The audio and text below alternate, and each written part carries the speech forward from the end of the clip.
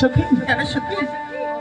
আমাদের মাননীয় সাহেব কিপটা বুঝছো হ্যাঁ তাই বেশি টাকা দেয়নি তাই এখানেও মাসি পিসি ফুবু চাচি মা তামানি আছি ভাই ভগ্গু হ্যাঁ সখী তাদের কাছে যাব সে 10 টাকা 5 টাকা আমার দিলে অনেক ভালো হবে আর আমার পা কাটে গেছে ওষুধ খাওয়ার টাকাও বাড়াবে তাই নাকি?